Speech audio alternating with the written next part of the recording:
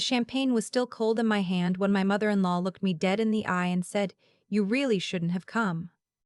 Not whispered, not pulled aside. Said it right there in the middle of the rehearsal dinner, loud enough for the florist to hear, loud enough for my husband's college roommates to glance over their shoulders. I didn't cry. I had gotten very good at not crying. Let me back up.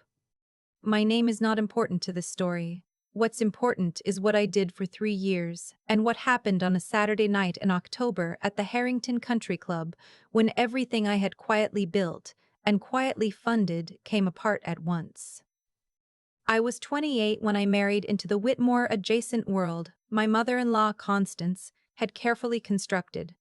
My husband, who I'll call by the name he preferred in formal settings, Jeffrey, was the youngest of three. Charming, well-dressed, the kind of man who laughed easily at dinner parties and forgot to pay bills. I didn't know that last part until after the honeymoon. Jeffrey worked in consulting, which meant he took calls from the guest bedroom and occasionally flew somewhere for 2 days and came back with a tan and very little to show for it. The money in our joint account, the money that paid our mortgage in Scottsdale, that covered the lease on his Range Rover, that sent flowers to his mother on her birthday every year without fail, that money was mine. I ran a small but profitable medical billing company I had started at 24, with $4,200 and a laptop I'd bought refurbished. By 29, I had 7 full-time employees and contracts with 3 regional hospital networks. Jeffrey knew this. What I didn't realize for an embarrassingly long time was that Constance knew it too, and had decided it meant my job was simply to keep the lights on while she continued treating me like a guest who had overstayed her welcome. I paid for her kitchen renovation, not because she asked me directly, because Jeffrey mentioned over dinner one night that Mom's having a hard time, the kitchen appliances are shot, and 2 weeks later there was a $40,000 charge on the business credit card I had foolishly added him to. I confronted him. He cried. I didn't push it. I paid for my brother-in-law Ryland's DUI lawyer. That one I found out about 3 months after the fact, buried in a payment history I reviewed for tax purposes.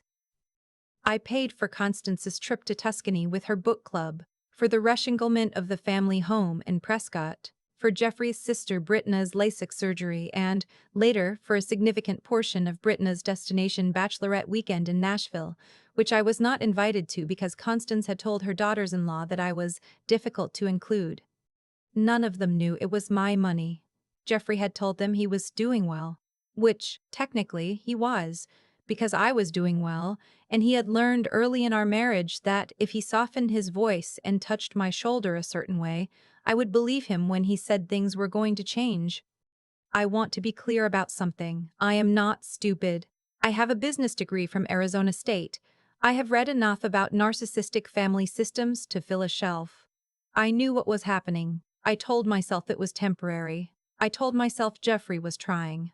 I told myself that Constance's coldness was grief, that she had lost Jeffrey's father, young, and it had made her hard. What I didn't tell myself, not out loud, was that I had spent 3 years making myself small enough to fit inside a family that had decided from the beginning that I didn't belong. That October, Brittna was getting married. The wedding was at the Harrington, a private club outside Scottsdale that cost $400 per person just to walk in the door for a reception. Jeffrey had committed us to a table of 10 without asking me. The save the date arrived with a note handwritten by Constance. Dress code is black tie. Please make an effort. I found that note in Jeffrey's jacket pocket when I was taking it to the dry cleaner. He had never shown it to me. I showed up to the rehearsal dinner in a cocktail dress. Not because I didn't own gowns, I did. I wore one to my own company's annual client dinner every December. I wore that cocktail dress because I had worked 12 hours that day, driven 40 minutes to this event, and nobody had told me it was formal.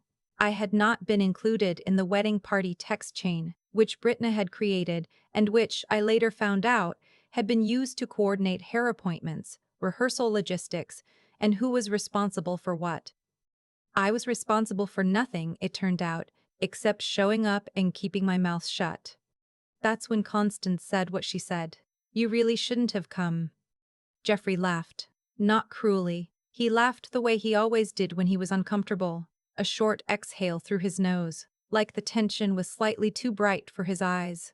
He put his hand on my back and said, "Mom," in that tone that meant "please don't," which was not the same as "stop it, that was wrong."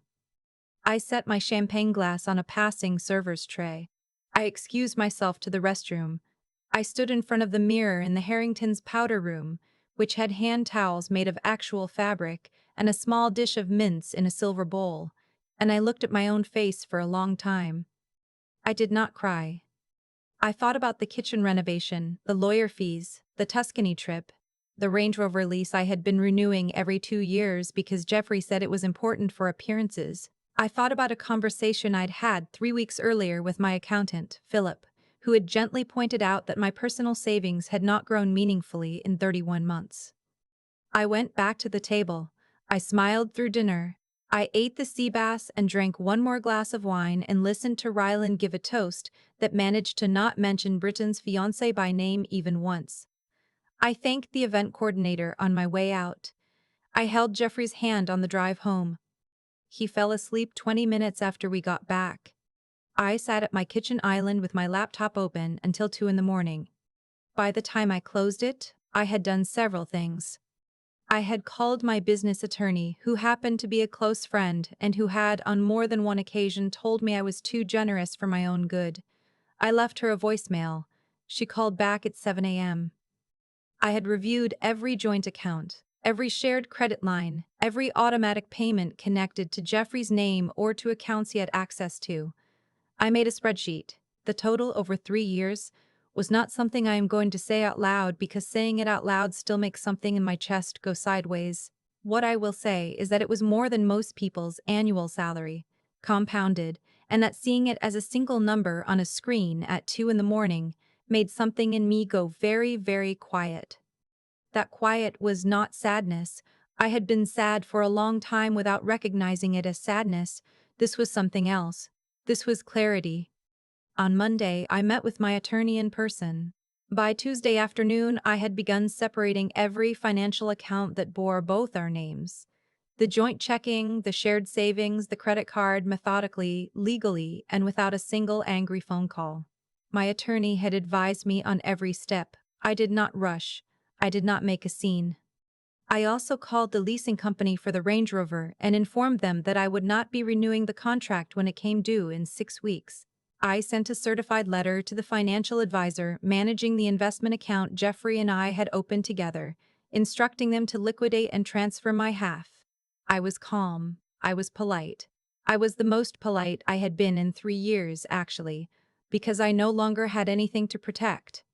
Jeffrey didn't notice immediately. He was busy with wedding preparations, which mostly consisted of getting fitted for a tuxedo and attending a golf day with Ryland. The wedding was on a Saturday. I attended.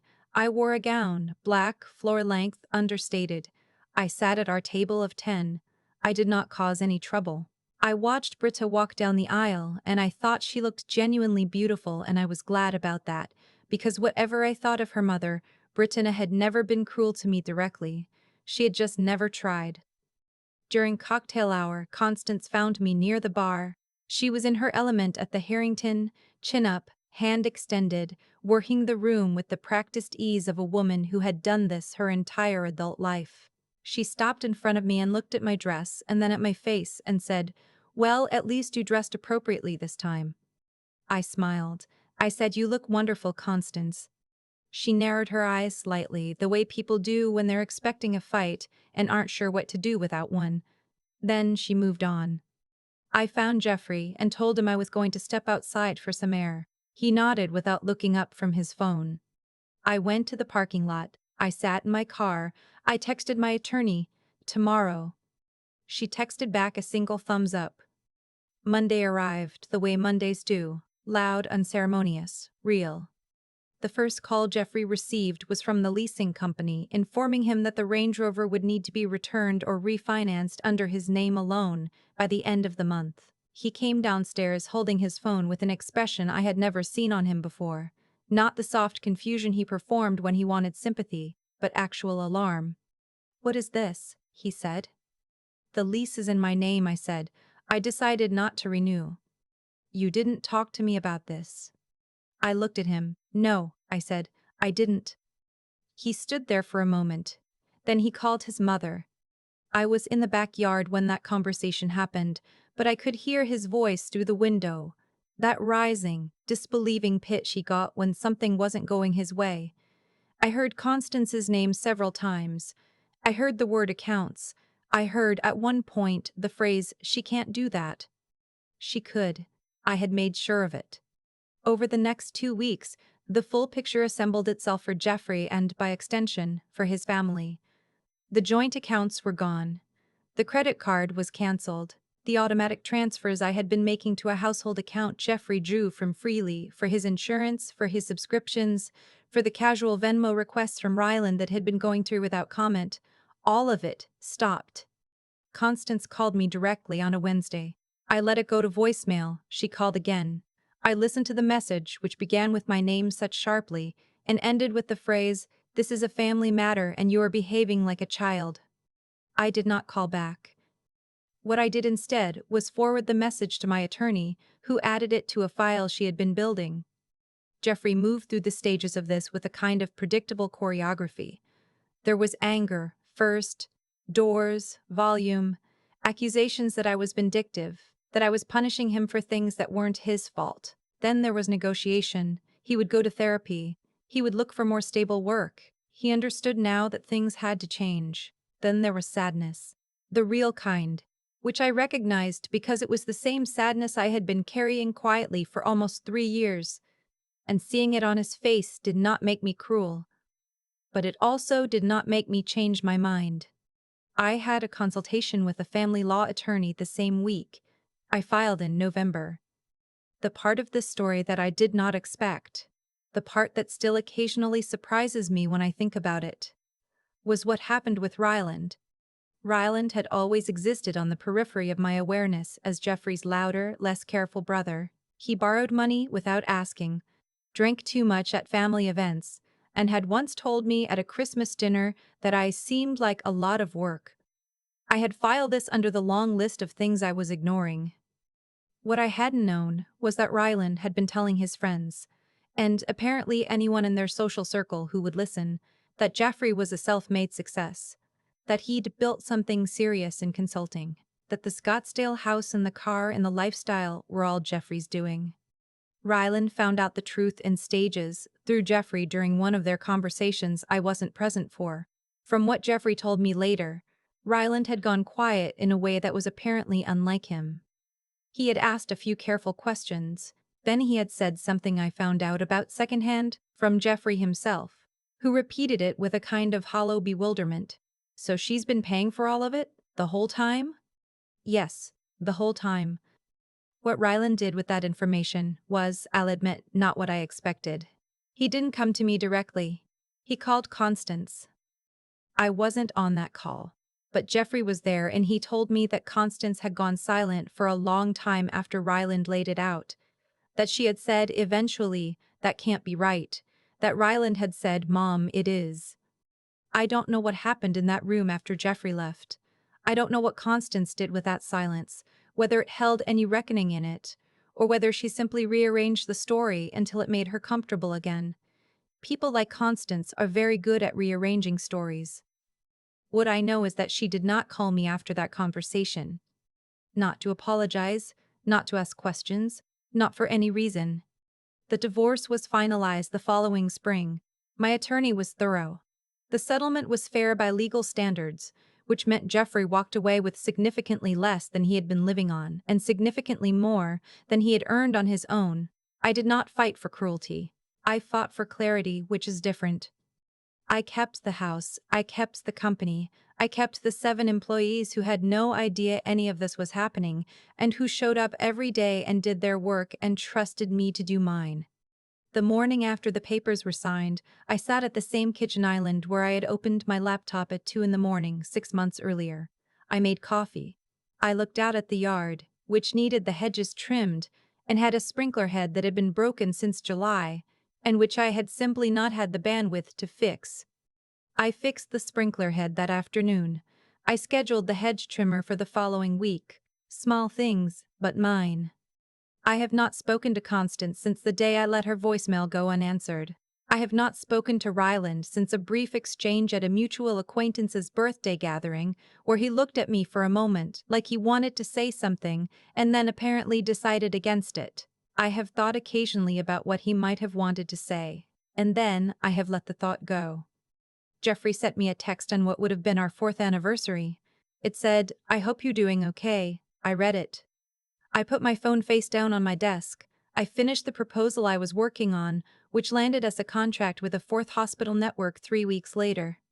I do not need him to understand what he lost. I don't need Constance to admit what she did. I spent 3 years waiting for acknowledgement from people who were constitutionally incapable of giving it. And the most important thing I learned, the thing I want to say plainly, in case anyone needs to hear it, is that waiting for someone to recognize your worth is just another way of letting them set the price. I set my own price now. It turns out, once you stop subsidizing people who resent you, there is quite a lot of money left over. The hedges look good. I think about the sprinkler head a lot, actually. Not the divorce, not the accounts, not the moment Constance said what she said at the rehearsal dinner. The sprinkler head, the one that had been broken since July, and that I'd simply walked past every single morning for months, because I had been so occupied keeping other people's lives running smoothly that I had stopped maintaining my own. That's the thing nobody tells you about being the one who holds everything together. It doesn't feel like sacrifice while you're doing it. It feels like love. It feels like being responsible. It feels like the right thing, and because it feels like the right thing, you keep doing it long past the point where any honest accounting would have told you to stop. I was not naive. I want to be clear about that, because I think when people hear a story like mine, the easy conclusion is that I must not have seen it coming. I did see it. I saw Jeffrey's patterns early. I understood what the kitchen renovation charge meant when I found it. I knew, on some level, what kind of family I had married into when Constance sent that note about dressing appropriately, and Jeffrey never showed it to me. Knowing something and acting on what you know are two completely different skills. I had built one of them. I had built a company from $4,200. I had negotiated contracts with hospital networks. I had made hard decisions in business without flinching. But inside my own marriage, inside that house, I kept choosing not to act. I kept telling myself the story was still going to change. What finally changed wasn't Jeffrey. It wasn't Constance. It was me sitting at my own kitchen island at 2 in the morning and letting myself see the whole number, in one place, without softening it. That took something I hadn't fully used in a long time. Not anger, not even courage exactly, but honesty. The specific, uncomfortable kind of honesty that requires you to stop being generous with other people's excuses. The decisions I made after that weren't impulsive. I didn't send a dramatic text or show up somewhere with accusations. I called my attorney. I reviewed the accounts. I moved methodically because I had learned, in business, in every domain except this one, that acting from clarity is different from acting from emotion, and the results are different too. Clarity holds up. Emotion gives people something to argue against. I think about Ryland going quiet on that phone call when he finally understood where the money had been coming from. I don't know what he felt in that moment. I don't need to. What I know is that the truth has a weight to it that eventually lands, whether you announce it or not. I never made a speech. I never sent the accounting to Constance. I just stopped. And the stopping said everything the words would have said, with none of the noise. 3 years of carrying something that wasn't mine to carry, and when I finally put it down, the world didn't fall apart. Jeffrey's world changed. Constance's arrangements changed. Mine got quieter, and then steadier. And then slowly, the way real things tend to grow, better. I fixed the sprinkler head. I signed the contracts. I went to work the next morning, and the morning after that. There is no dramatic ending to the kind of strength that actually lasts. It just looks like you, doing your work, on an ordinary Tuesday, with a little more money in your own account than you had the year before,